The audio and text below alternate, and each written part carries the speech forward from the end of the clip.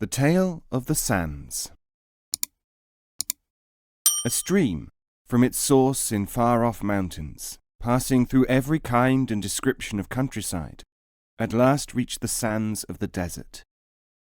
Just as it had crossed every other barrier, the stream tried to cross this one, but it found that as fast as it ran into the sand, its waters disappeared. It was convinced, however, that its destiny was to cross this desert, and yet there was no way. Now a hidden voice, coming from the desert itself, whispered, "The wind crosses the desert, and so can the stream."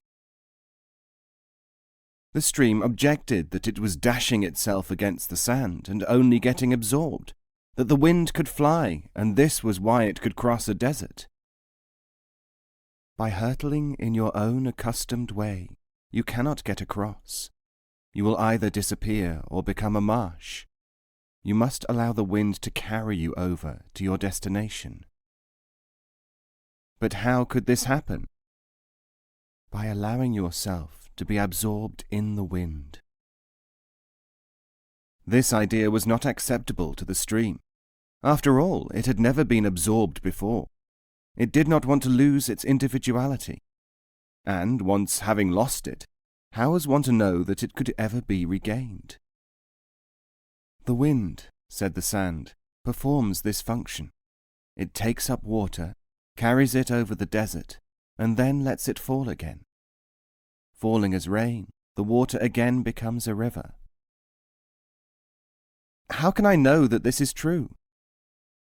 It is so, and if you do not believe it, you cannot become more than a quagmire, and even that could take many, many years, and it certainly is not the same as a stream. But can I not remain the same stream that I am today? You cannot in either case remain so, the whisper said. Your essential part is carried away and forms a stream again. You are called what you are even today because you do not know which part of you is the essential one. When he heard this, certain echoes began to arise in the thoughts of the stream. Dimly, he remembered a state in which he, or some part of him, was it, had been held in the arms of a wind. He also remembered, or did he, that this was the real thing, not necessarily the obvious thing to do. And the stream raised his vapour into the welcoming arms of the wind, which gently and easily bore it upwards and along, letting it fall softly as soon as they reached the roof of a mountain many, many miles away.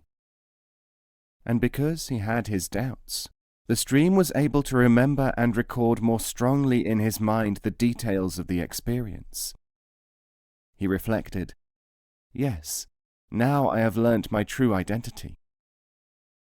The stream was learning, but the sands whispered, "We know, because we see it happen day after day, and because we, the sands, extend from the riverside all the way to the mountain." And that is why it is said that the way in which the stream of life is to continue on its journey is written in the sands. This beautiful story is current in verbal tradition in many languages, almost always circulating among dervishes and their pupils. It was used in Sir Fairfax Cartwright's Mystic Rose from the Garden of the King, published in Britain in 1899. The present version is from Awad Afifi the Tunisian, who died in 1870.